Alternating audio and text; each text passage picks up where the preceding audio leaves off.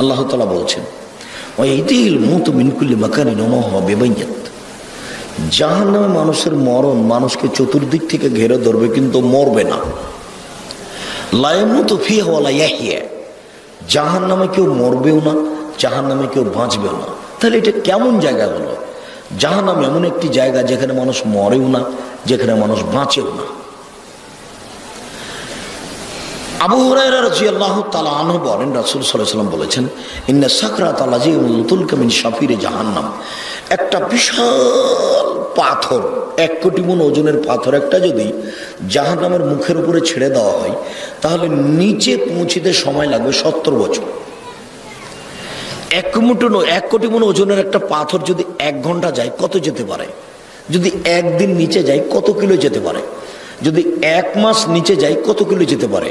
যদি 1 বছর নিচে যায় কত কিলো যেতে পারে? যদি 70 বছর নিচে যায় তাহলে কত কিলো যেতে পারে? আপনি বলতে পারেন জাহান্নাম কত গভীর? কেউ জানে না, কেউ বলতে পারবে না, কেউ কলম দিয়ে হিসাব আনতে পারবে না জাহান্নাম কত গভীর। আর একটা কথা এখানে মনে রাখেন, আল্লাহ বলছেন ইন্নাল মুনাফিকিনা ফি দারকিল আসফালি মিনান নার, হিন্দুরা জাহান্নামে যাবে তবে নিচে থাকবে, এই কথা আল্লাহ বলেননি। ইহুদিরা জাহান্নামে যাবে তবে নিচে থাকবে, এই কথা আল্লাহ বলেননি। খ্রিস্টান জাহান্নামে যাবে তবে নিচে থাকবে, এই কথা বলেননি। আল্লাহ বলছেন যারা মুনাফেক তারা নিচে যাবে, সবচেয়ে নিচে। মুনাফেককে দোকানে বসে আড্ডা পিটে বদনাম করে যে, মুনাফেককে মিথ্যা কথা বলে যে, মুনাফেককে বদনাম গীবত করে যে, মুনাফেককে ফজরের সালাত আদায় করতে মসজিদে যায় না, শুয়ে থাকে মুনাফেক সে। মুনাফেককে এশার আজান হয়ে গেল, জামাত হয়ে গেল, তবু আড্ডা পিটছে ওই দোকানের সামনে। আমি তোমাকে দোকানে বসতে নিষেধ করি না, এই ছেলে ঘুমাচ্ছ কেন? কার গায়ে হাত দিয়ে আছো? রেডি হও, প্রস্তুত হও। দোকানে বসতে আমি নিষেধ করিনি, বলেছি যে 1 কেজি লবণ কিনতে গেছো আর 100 মরিচ নিবা, কিনা হয়ে গেলে 1 মিনিট দাঁড়াবা না ওখানে। কেন? দোকানের সামনে একটা বেঞ্চ আছে, ওখানে 2 জন বসে আছে, ওখানে আর একজনের বদনাম হচ্ছে। তুমি যদি ওখানে দাঁড়িয়ে থাকতে থাকতে বলো যে ঠিক বলেছিস, তাহলে কি হবে? এখন গীবত হয়ে গেল, তুমি এখন ক্ষমা নাও দেখি আল্লাহর কাছে, এইটুকু কথা তোমার। ক্ষমা নাও দেখি, মরা পর্যন্ত ক্ষমা চাইলে এটা হবে না। যার বদনাম করা হচ্ছিল এখন তোমাকে যেতে হবে, তার হাত ধরে ক্ষমা নিতে হবে। এই জন্য তুমি দোকানের সামনে বসবে না। আবার দোকানের টিভি আছে, ল্যাংটা মেয়ে নাচে, পতিতালয়ের মেয়ে নাচে, তুমি এখানে বসে থাকো, আর তোমার চাচা মাথায় টুপি দিয়ে ওখানে বসে থাকে। এসার সালাত আদায় করে বাড়ি যায়নি, ও টিভির সামনে বসে আছে। ল্যাংটা মেয়ে নাচছে, সবাই খুশি। উলঙ্গ মেয়ে দেখে চক্ষু ঠান্ডা করে, কলিজা ঠান্ডা করে তোমার চাচা জান্নাত কিনতে চায়। আর তোমার মোবাইলও দিন রাত ল্যাংটা মেয়ে নাচে। তোমাকে আমি কত কঠোরভাবে নাকচ করেছি। দেখো, নিজেকে মানুষ মনে করো, পশু মনে করো না। বোঝে না ওরা অন্তর আছে, বোঝে না। দেখে না ওরা চক্ষু আছে, দেখে না। শোনে না ওরা কান আছে, শোনে না। উলাইকা কালানাম, তারা পশু প্রাণীর মতো, তারা গরু ছাগলের মতো, তারা কুকুর শ্রীগালের মতো। বাল হাজাল, বরং তার চেয়ে খারাপ। নিজেকে কুকুর শ্রীগাল মনে করিয়েন না, মানুষ মনে করিয়েন। ওরা কুকুর শ্রীগালের চেয়ে খারাপ। আব্দুর রাজ্জাক সাহেব, কুকুর শ্রীগালের চেয়ে খারাপ কে? কুকুর শ্রীগালের চেয়ে খারাপ তোমার বাপ। দেখেন, আপনাকে অনেক ভালোবাসি, আমার বাপ কুকুর শ্রীগালের চেয়ে খারাপ, এ কথা বললে খুব কষ্ট পাই। আমি তোমার বাপকে কুকুর শ্রীগাল বলতে চাইনি, আমি ওটা বলতে চাই না। তো তোমাদের বাড়ি হলো নওগাঁ গাংজুয়ার গ্রামে। তো তোমার দাদা মরা 10 বছর হলো। এই ছেলে, তোমার দাদা মরা কতদিন হলো? 10 বছর হলো। তো যে জমি 5 বিঘা রেখে গেছে তোমার দাদা, এই জমির ভাগ তোমার বাপ সকালে নিবে আর তোমার ফুফু বিকেলে নিবে, এরকম না একসাথে নিবে। তো 10 বছর হলো মরা, কই তোমার বাপ যে তোমার ফুফুকে জমি দেয়নি? তোমার বাপ কুকুর সিরিয়ালের চেয়ে খারাপ যদি আমি প্রমাণ করতে না পারি তা আমি বক্তব্য দিব না। তোমার বাপকে কালকে বলিও যে আব্বা ভাগ্য নিয়ে এসেছি, ভাগ্য ছেড়ে আসেনি, ভাগ্য আমার সাথে আছে। ভাগ্যে যদি জমিদারি থাকে আব্বা তো জমিদারি করেই খাবো, আর ভাগ্যে যদি ভিক্ষে চাওয়া থাকে তো ভিক্ষে চেয়ে খাবো, ফুফুর জমি খাবো না। আপনি আজকে সন্ধ্যা হতে হতে ফুফুর জমি ফিরিয়ে দেন, ফুফুর জমি খেয়ে জীবিকা নির্বাহ করব, এই ভাগ্য নিয়ে আমি আসিনি। প্রয়োজন আমি ভিক্ষে চেয়ে খাবো, তবে ফুফুর জমি খাবো না। এটা তোমার বাপকে বলতে পারবে না? তোমার বাপের আরো স্বভাব একটা বলি, তোমার বাপের স্বভাব কত খারাপ। তোমার ফুফু যখন জমির কথা বলেছে তোমার বাপকে, তখন তোমার বাপ চিলে উঠে বলেছে, হ্যাঁ জমি নিয়ে যা, তাহলে আর কোনোদিন আসিস না, আর আসবি না এই বাড়িতে। এটা তো বগুড়ার পাশে। নওগাঁ মানে কার পাশে? বগুড়ার পাশে। বগুড়া মানে কোনোদিনই দিবে না বোনকে জমি। মানে জমি নেওয়া মানে কি, বোন ভাই থেকে কি হয়ে গেল, পৃথক হয়ে গেল, আর কোনোদিন আসতে পাবে না। ওটা নীতি হয়ে গেছে। তো বগুড়ার সাথে লেগে আছে এটা নওগাঁ, তো এরকম ওর বাতাস তো লাগে। আব্দুর রাজ্জাক সাহেব সবাই কি বগুড়াতে এরকম? আমি তা বলি না, আমার অভিজ্ঞতার ভিত্তিতে বলছি। সম্মানিত দিনী ভাই বোন, 24 ঘন্টার মধ্যে তোমার বাপকে বলিও জমি ফেরত দেবে তোমার ফুফুকে। এখানে আছে কেন? একদিনে একসঙ্গে রাখতে পারে না। হ্যাঁ বেটা, তোমার বাপ জমি সকালে নিয়েছে, তোমার ফুফুও সকালে নিবে। ওটা তোমার দাদার বেটা তোমার বাপ, আর তোমার ফুফু তোমার দাদার বেটি। জমিকে 1 ঘন্টা পরে ভাগ নেবে না একসাথে নিবে? একসাথে নিবে। 1 মিনিট আগে পিছের কোনো সুযোগ নাই। 10 বছর হোক তোমার দাদা মরা, তোমার বাপকে যদি আমি কুকুর সিরিয়াল প্রমাণ করতে না পারি বেটা, আমি বক্তব্যই দেবো না।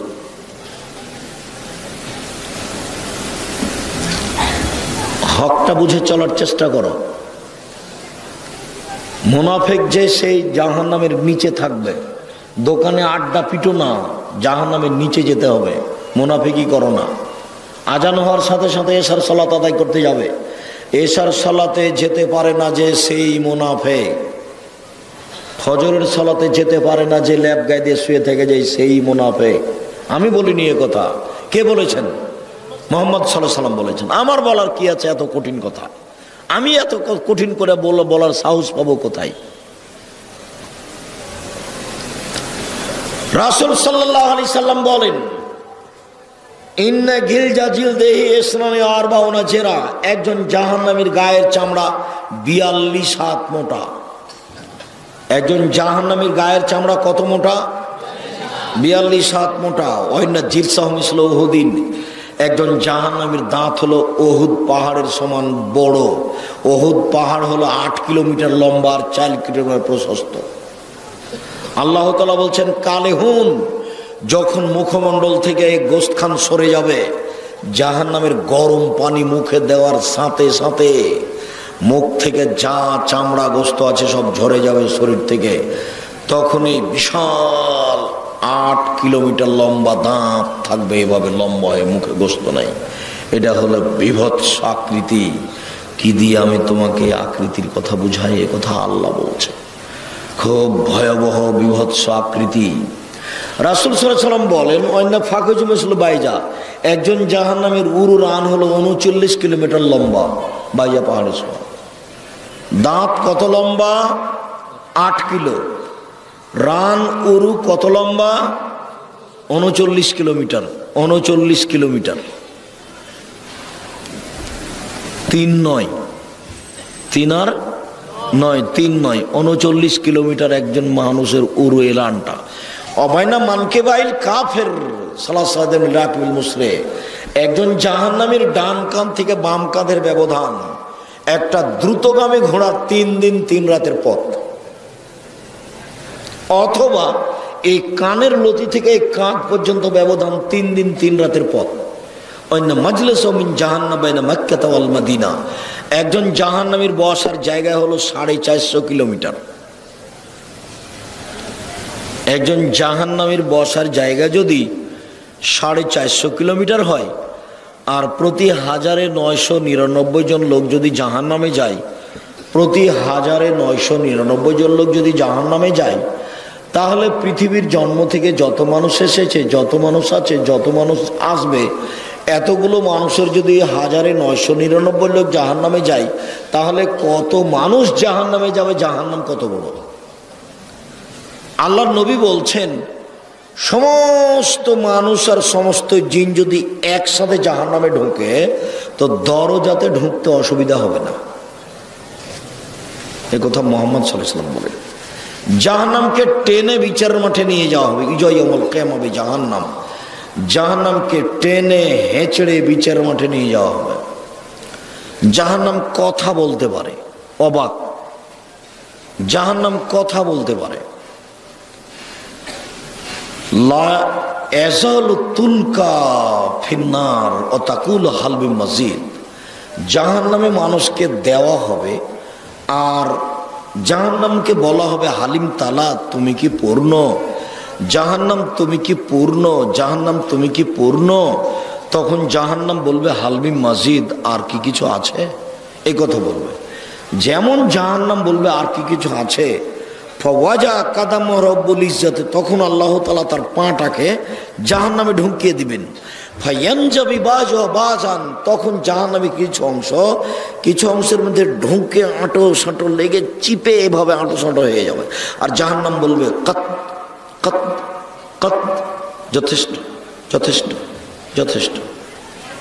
এই ছেলে, তোমার মৌলানা সাহেব বলেছেন ঠনঠনিয়া থেকে এসে বগুড়া, যে আল্লাহ নিরাকার। আল্লাহ কি? নিরাকার। তো আল্লাহ যে পা ঢুকিয়ে দিলেন, তখন জাহান্নাম যে ভর্তি হয়ে গেল গো। তো নিরাকার হলে ভর্তি হবে কি দিয়ে? আমার পা, মানে পা আছে, কান আছে, চোখ আছে।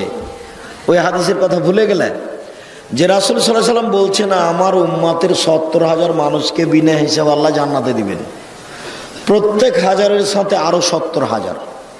অসালাসা হাসায়াত মিন হাসায়াত রব্বি, আমার প্রতিপালক জাহান্নাম থেকে 3 অঞ্জলি মানুষ জাহান্নাম থেকে বের করে জান্নাতে দিবেন। আমার প্রতিপালক 3 অঞ্জলি মানুষ জাহান্নাম থেকে বের করে জান্নাতে দিবেন। তাহলে হাত দিয়ে উঠিয়ে বের করে দিবেন। হাত আছে কেমন? তার মতো যেমন তাকে যেমন সাজে। তাই ডক্টর শহীদুল্লাহ বলেছিলেন মৌলানা আব্দুল্লাহিল কাফি আল কুরাইশিকে, জনাব মৌলানা আব্দুল্লাহিল কাফি আল কুরাইশি, শুনেন, আল্লাহর হাত কি জাহান্নামের চেয়ে ছোট, তো জাহান্নামের চেয়ে বড়। যখন জাহান্নাম থেকে মানুষ নেবেন, তখন সবই তো চলে আসতে পারে, ফেরাউনও তো আসতে পারে। তো মৌলানা আব্দুল্লাহিল কাফি আল করেছিলেন, জি জনাব, ঠিক বলেছেন, আল্লাহর হাত জাহান্নামের চেয়ে বড়, এ কথাই ঠিক। তবে অন্তরে ঈমান থাকবে না যার, হাতে আসার সুযোগ হবে না তার। অন্তরে ঈমান থাকবে না যার, অঞ্জলিতে আসার সুযোগ হবে না তার। খুব সাবধান, কিছু ঈমান থাকে যেন, ঈমান বিক্রি করবেন না। আরে এই ছেলে, তোমরা পাশে দাঁড়ায় না, আমরা আলোচনার শেষে চলে এসেছি, পাশে দাঁড়ায় না। বিচারের মাঠে জাহান্নামকে টেনে নিয়ে যাওয়া হবে। জাহান্নাম কথা বলতে পারে, আর জাহান্নামীদেরকে বেঁধে জাহান্নামে নিয়ে যাওয়া হবে। আল্লাহ বলছেন, খুজুহু ফাগুল্লুহু সুমাল জাহিমা সাল্লুহু, একে ধরো, একে শিকলবন্দি করো, একে টেনে হেঁচড়ে জাহান্নামে নিয়ে যাও। পিছন দিকে হাত বাঁধা থাকবে। তাহলে কি বিচারের মাঠে কেউ পালিয়ে যেতে পারবে? পালিয়ে যেতে তো পারবে না, কিন্তু পিছন দিকে হাত বাঁধা থাকবে কেন? অপমান করার জন্য।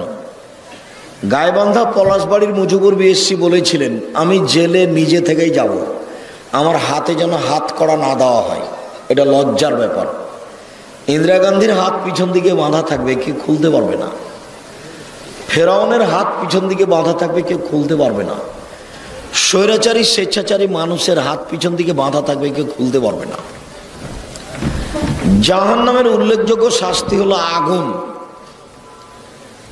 মিনহুম মান তাখুজুন নার ইলা কাবাইহি, কারো কারো জাহান্নামের আগুন থাকবে টাকনু পর্যন্ত, কারো হাঁটু পর্যন্ত, কারো কোমর পর্যন্ত, কারো নাক পর্যন্ত। জাহান্নামের আগুনের পাহাড় থাকবে। সাউরহিকুম সাউদা, ওকে উঠতে বলা হবে, ওকে নামতে বলা হবে। জাহান্নামে প্রতি 24 ঘন্টায় 70 বার তাকে আগুন দিয়ে জ্বালানো হবে। জাহান্নামের আগুনের ক্ষমতা দুনিয়ার আগুনের চেয়ে অনেক বেশি। যেই খড়গুলির ওপরে বসে আছেন, এই খড়ে ভাত রান্না করতে যত সময় লাগবে, কাঠের খড়িতে তার চেয়ে কম সময় লাগবে। তবে তেঁতুল কাঠের খড়িতে তার চেয়ে কম সময় লাগবে, গ্যাসের চুলাতে তার চেয়ে কম সময় লাগবে। যে আগুনে লোহাকে গলিয়ে রড বানানো হচ্ছে অনেক কিছু, সে আগুনের ক্ষমতা আরো বেশি। তাহলে ওতে ভাতের পাতিল দেওয়াই যাবে না। ওই আগুনে কি ভাতের পাতিল দেওয়া যাবে? যেখানে লোহা কি হয়, গলে যায়, সেটার আগুনের ক্ষমতা ভিন্ন। তো মানুষের কাছে আগুনের ক্ষমতা বিভিন্ন ধরনের, আল্লাহর কাছে আছে। সম্মানিত দিনী ভাই বোন, জাহান্নামকে একটু ভয় করবেন। জাহান্নামের উল্লেখযোগ্য খাদ্য হলো জাক্কুম, কাঁটা যুক্ত গাছ। গুঠে বেগুনের গাছ আমরা দেখেছি চাঁপাইনবাবগঞ্জে, বেগুনের গাছের মতো মাটির উপরে ছড়িয়ে থাকে, ছোট ছোট ফল হয়, ফলের ভিতরে বেগুনের বীজের মতো বীজ থাকে, পেকে গেলে লাল হয়ে যায়। গাছটা যখন পেকে যায় তখন শুধু কাঁটা দেখা যায়। এটা হলো জাক্কুম গাছের তুলনা। জাক্কুম গাছের কাঁটা খেতে থাকবে, এটাই হলো গলায় বেঁধে যাবে, ভিতরে যাবে না আর বাইরেও আসবে না। তার মানে ও মরবেও না, ও বাঁচবেও না। জাক্কুম গাছের ফল হবে শয়তানের মাথার মতো। তো মানুষ কি শয়তানের মাথা দেখেছে? আল্লাহ কেন বললেন শয়তানের মাথার মতো? তো বিদ্বানগণ বলছেন যে আল্লাহ এটা খারাপ, খারাপ এ কথা বলেছেন। আবুল আলা মওদুদী রাহিমাহুল্লাহ বলছেন, আরে না না না না, মানুষ যেমন